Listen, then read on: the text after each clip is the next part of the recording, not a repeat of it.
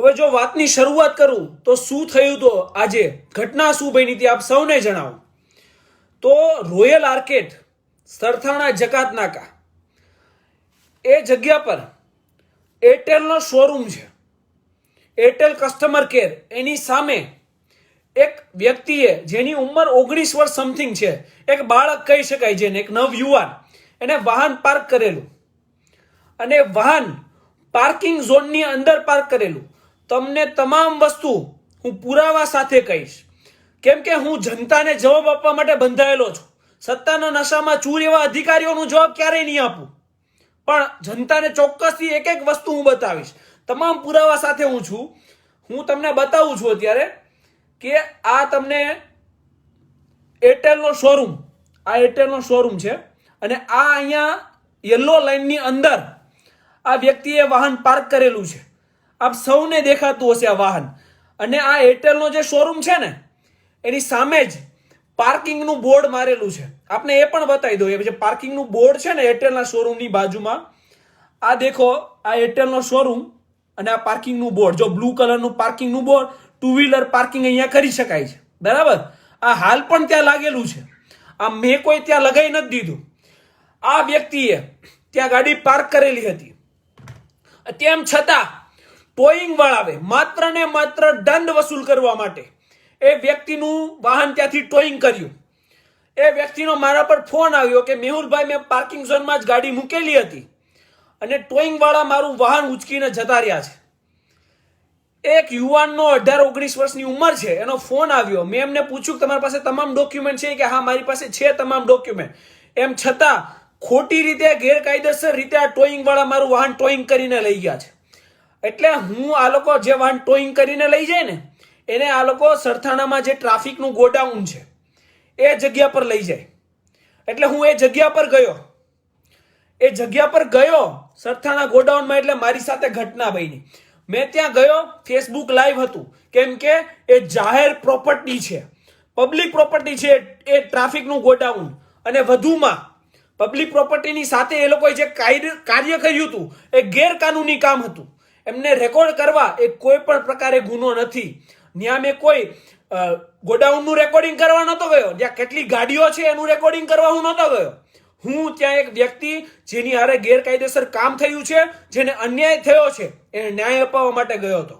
એટલે ગોડાઉનમાં હું ગયો અને ત્યાં ફરજ પરનો એક અધિકારી હતા. એમને મેં પૂછ્યું કે ભાઈ, આ ભાઈની ગાડી તમે પાર્કિંગ ઝોનમાંથી કેમ ઉપાડી લીધી? નો પાર્કિંગ ઝોનમાં નથી ગાડી, તો તમારાથી કેમ ઉપાડે? મને ફોટોગ્રાફ બતાવો. 2000 લોકો જોઈ રહ્યા છે. તમામે વિડીયો શેર કરવાનો છે. તમામે એટલો શેર કરવાનો છે કે આ જેટલા સત્તાનો દુરુપયોગ કરવા વાળા પોલીસ અધિકારીઓ બની બેઠા છે ને, ચાર જનતાની સેવાના બહાને, એ લોકોને આ સત્તાનો દુરુપયોગ કરતા પહેલા 100 વાર વિચાર આવે. વિડીયો ખૂબ જ શેર કરવાનો છે. એમને મેં પૂછ્યું ત્યાં ફરજ પરના અધિકારીને કે કેમ તમે આ વ્યક્તિની ગાડી ટોઈંગ કરી, મને ફોટો બતાવો. એટલે એ અધિકારીએ ફોન કર્યો. અને કોને ફોન કર્યો ને એ આપ તમામ જાણતા જ હશો. શું ઘટના બની તમને ખ્યાલ હોય ને તો હજુ થોડા દિવસો પહેલા મારો સીમાડા નાકાનો વિડીયો વાયરલ થયો હતો. અત્યારે 28 લાખ લોકોએ એ વિડીયો જોયો છે, 2.8 મિલિયન લોકોએ. એ વિડીયોમાં જે ખોટી રીતે ગાડી જમા થતી હતી એ મેં જમા ના થવા દીધી અને દંડ ભરાવીને ગાડી છોડાવી. અને ત્યાં હાજર હતા પીઆઈ રાઠોડ. એમને આ પેલા અધિકારીએ ફોન કર્યો હશે એવું માની લઈએ. કેમ કે એવું હું કેમ માનું છું? કેમ કે ઓલા અધિકારીએ ફોન કર્યો ને એટલે બોલેરો ગાડી આવી સીધી જ. બોલેરો ગાડીમાંથી વિચાર કરો, એક નાની એવી વસ્તુ છે, એક ટોઈંગ ગાડી, નો પાર્કિંગ ઝોનમાંથી ગાડી ટોઈંગ કરી, જે બાબતે વિરોધ કર્યો. એક આ નાની એવી વસ્તુમાં એક પીઆઈ દરજ્જાનો અધિકારી એની પોલીસ ચોકી મૂકી અને એ ટ્રાફિક ગોડાઉનમાં આવ્યો. વિચાર કરજો કે જ્યારે બદલાનું સુરાતન મગજમાં ચડે ને ત્યારે વ્યક્તિ કઈ હદ સુધી જાય છે. એ ત્યાંથી ત્યાં આવ્યો. પેલો આપણે ચોકીવાળો વિડીયો ઉતાર્યો ને એનો બદલો લેવા માટે, કેમ કે એનો ઇન્ચાર્જ છે, ત્યાં આવ્યો ટ્રાફિક ગોડાઉને. ત્યાં આવી એને શું કર્યું? મારો વિડીયો લાઈવ હતો એટલે એણે મારો લાઈવ વિડીયો એ મારા હાથ ઉપર માર્યું અને મારો કોલર પકડી લીધો એણે. એટલે મારો વિડીયો ત્યાં લાઈવ વિડીયો બંધ થઈ ગયો, ફોન નીચે પડી ગયો. મારી હારે કોલર પકડી અને એને મારી હારે ઝપાઝપી કરી. અને તમને એક સચોટ વાત અહીંયા ચોક્કસ તમને બધી વસ્તુ ડિટેલમાં કહીશ. એણે મને માર્યો. એણે મને એક માથા ઉપર એક થપાટ મારી, બરાબર? કેમ કે બદલાનું સુરાતન IPC ની ધારા 97 એ રાઇટ ટુ સેલ્ફ ડિફેન્સ એટલે આત્મરક્ષણનો અધિકાર આપે છે. જ્યારે કોઈ પણ પોલીસ અધિકારી એ તમારી સામે ગેરકાનૂની રીતે વર્તન કરે, તમને મારે તો તમે પણ એને મારી શકો. આ રાઇટ ટુ સેલ્ફ ડિફેન્સ તમને IPC ની ધારા 97 આપે છે. એને એક મારી તો એ રાઠોડને મેં પણ એક મારી. સામે સામી બંનેને મારપીટ થઈ. પછી રાઠોડે મારવાની મને શરૂઆત કરી હતી. પછી થોડી ઘણી મારપીટ અને બંનેને એકબીજા ખેંચતાણ થઈ. ત્યારબાદ એ વાનમાં બેસાડ્યો મને અને એ લોકો સરથાણા પોલીસ સ્ટેશન મને લઈ ગયા. સરથાણા પોલીસ સ્ટેશન હું ત્યાં ઉતર્યો ને એટલે ધન્યવાદ છે આપ સૌનો. હું જ્યાં પહોંચ્યો ને એની 5 મિનિટની અંદર સરથાણા પોલીસ સ્ટેશન ફૂલ હતું. એટલા લોકો ત્યાં સરથાણા પોલીસ સ્ટેશનમાં હાજર હતા. જો નામ સાથે આપને જણાવું તો આમ આદમી પાર્ટીના મોટા તમામ વ્યક્તિઓ, રામભાઈ ધડુક હોય, નિકુંજભાઈ હોય, મોનીબેન હોય, મોટા ભાગના તમામ મોટા હસ્તીઓ ત્યાં હાજર હતા. ત્યાં કિરીટભાઈ હતા. થોડી વાર પછી ત્યાં કરુણેશભાઈ પણ આવ્યા. સમગ્ર લોકો ત્યાં પોલીસ સ્ટેશનમાં હાજર હતા આ અન્યાય સામે લડત આપવા માટે. તમામનો દિલથી ધન્યવાદ કરું છું. જેટલા લોકો ત્યાં આવ્યા, મને ફોન કર્યો, ફોન દ્વારા માહિતી મેળવી, જેટલા ત્યાં ના આવી શક્યા WhatsApp દ્વારા માહિતી મેળવી, તમામનો ધન્યવાદ માનું છું. ત્યારબાદ એ લોકો તમામ ત્યાં આવ્યા એટલે પોલીસ હચમચી ગઈ કે ભાઈ ખોટી વ્યક્તિ હારે પંગો લઈ લીધો છે. એટલે એ લોકો સમાધાન ઉપર ઉતર્યા. ત્યાં સમાધાન ઉપર ઉતર્યા એટલે મારા ફોન લીધો અને મારા ફોનમાંથી એ જે વિડીયો આપણો લાઈવ હતો ને એ ડિલીટ મરાવ્યો કે ભાઈ ડિલીટ. અને સમાધાન કરે ને એ મેહુલ બોગરા એ કેટેગરીનો માણસ નથી. કદાચ આ તો ખાલી તમે લોકો મને ત્યાંથી ધરપકડ કરીને લઈને આવ્યા હતા. કદાચ તમે જેલમાં નાખી દો ને પાસામાં નાખી દો ને તો હું ડરતો નથી આવા સત્તાના દુરુપયોગ કરતા પોલીસ અધિકારીઓથી. બરાબર? જે જેન્યુન છે એમને 100 સલામ છે. બાકી જેમને બહુ હવા છે ને વર્દીની, એમનાથી મને કોઈ ફરક નથી પડતો. સમાધાન શા માટે કર્યું ને એનું પણ આપને કારણ કહી દો. મારી સાથે એને જે એક પેલો બાળક હતો ને જેની ગાડી નોન પાર્કિંગ ઝોનમાં પાર્ક કરેલી ને આ ભાઈ ગાડી જેની ડિટેન કરી લીધી હતી, એ બાળકની ઉંમર 18-19 વર્ષની હશે. અને એ બાળક કોલેજ કરતો હશે, અભ્યાસ એનો ચાલુ હતો. એને સરકારી નોકરી લેવી હોય અથવા એને ફોરેનમાં સ્ટડી કરવી હોય ને તો આ FIR એને મહા મુસીબત સાબિત થઈ જાય. એમને આ NOC પોલીસવાળા આપવા માટે પછી દર ભદર રખડાવશે એ મને ખ્યાલ હતો. અને એ બાળક કોર્ટના ધક્કા ખાતો ના થઈ જાય ને એટલે માટે એ બાળકના ભવિષ્ય માટે ત્યાં અમે વસ્તુનું સમાધાન કર્યું કે કોઈ વાંધો નહીં, ચાલો જવા દો, આ બાળક સામે ફરિયાદ ના થાય ને એટલા માટે ત્યાંથી સમાધાન કર્યું.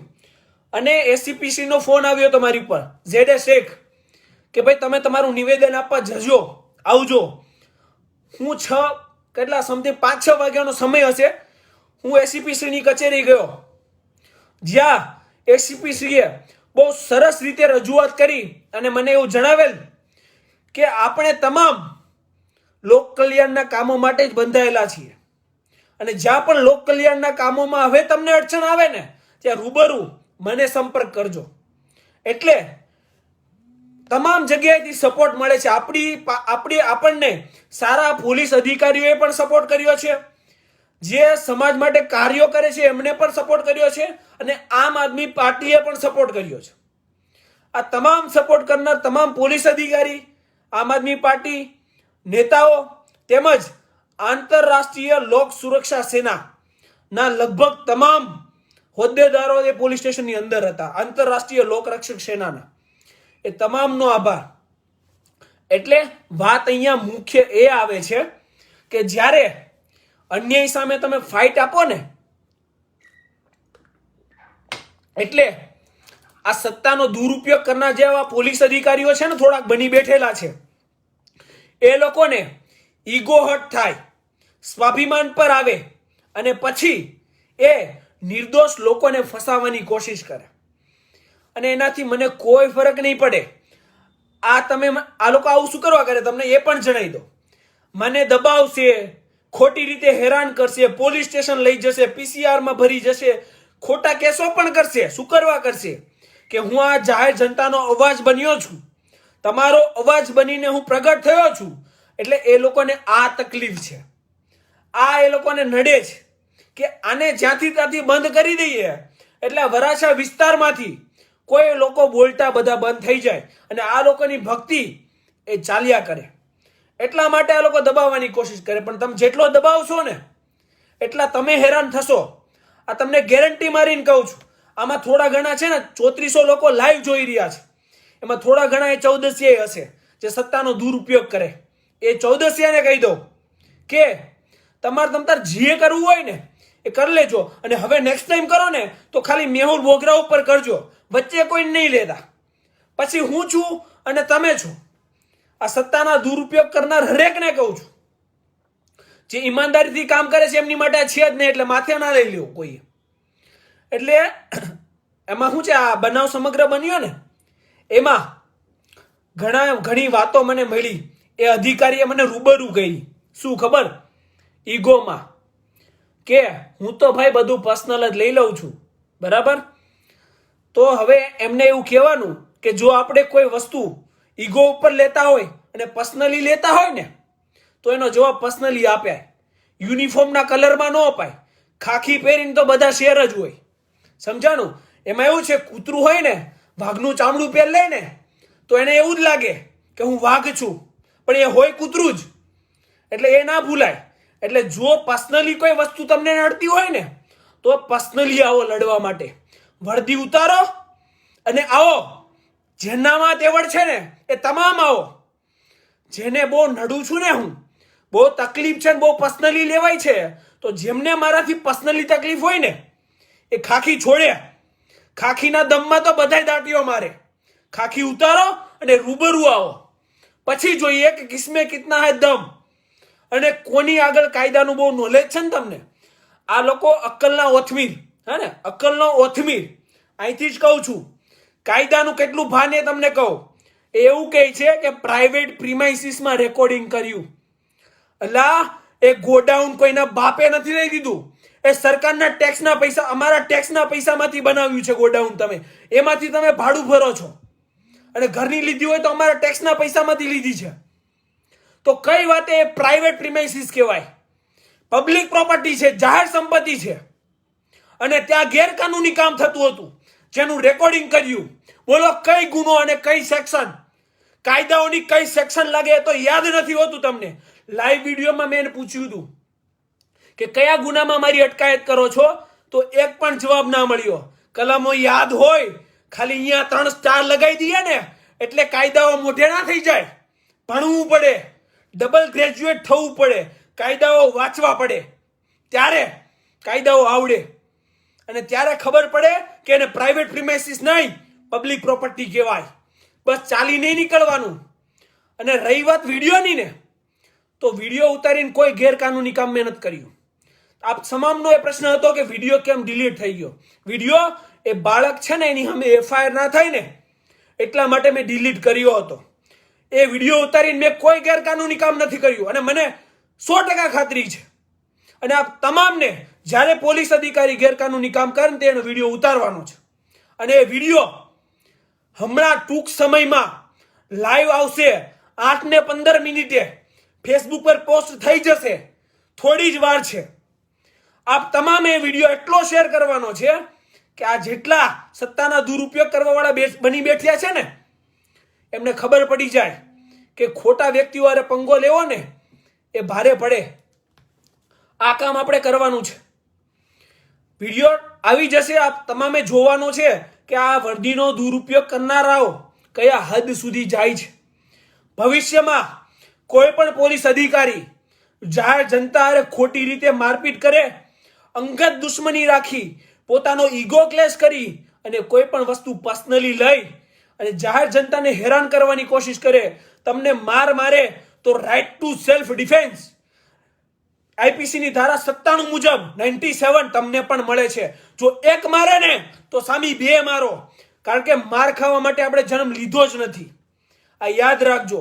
કોઈ પણ અધિકારી હોય, ચાહે અહીંયા 3 સ્ટાર હોય, 2 સ્ટાર હોય કે 1 સ્ટાર હોય, લોક કલ્યાણ માટે અને સમાજ કલ્યાણ માટે એક વકીલે બંધાયેલો છે અને પોલીસ પણ બંધાયેલી છે. કેટલા બધા પોલીસ અધિકારીઓ છે જે ઈમાનદારીથી કામ કરે છે અને જેની સાથે મેહુલ બોગરા પણ ઊભો છે. એમને તો ક્યારેય મારાથી તકલીફ નથી થઈ. તકલીફ માત્ર ભ્રષ્ટાચારીઓ અને સત્તાના દુરુપયોગ કરનારાઓને જ થાય છે અને એવા લોકોના જ ઈગો ક્લેશ થાય છે.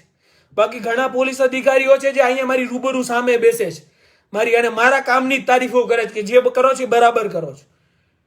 એટલે જે સત્તાના દુરુપયોગ કરવા વાળા ભ્રષ્ટાચારીઓ નડું છું ને, એ નડતો જ રહીશ. જીવું છું ને ત્યાં સુધી નડીશ.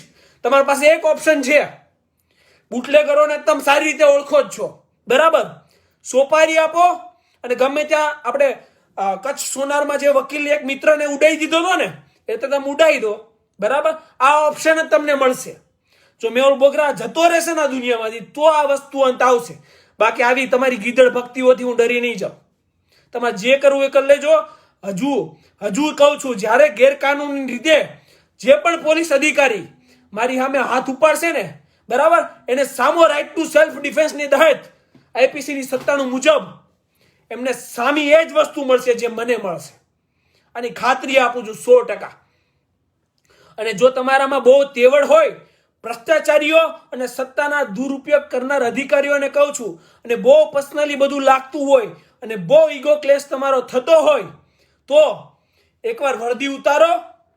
આપણે લાઈવ ફેસબુક લાઈવ કરશું. કાનૂન કોને બહુ વધારે આવડે છે, બહુ કાનૂનના તમે જાણકાર છો, તો એકવાર લાઈવ ડિબેટમાં આવી જાઓ. ખુલ્લું આમંત્રણ, બરાબર? લાઈવ ડિબેટમાં આવીએ અને પૂછીએ કે તમે કેટલા કાનૂન જાણો છો. સવારથી સાંજ પડે ત્યાં સુધીમાં કેટલા લોકોને ખોટી રીતે હેરાન કરો છો અને કેટલા લોકોના સાચી રીતે તમે કામ કરો છો. આખી દુનિયા જાણે છે, આખી દુનિયા. આ જેટલા સત્તાના દુરુપયોગ કરવા વાળા છે ને, એમના કામો આખી દુનિયા જાણે છે, કોઈ અજાણતી નથી.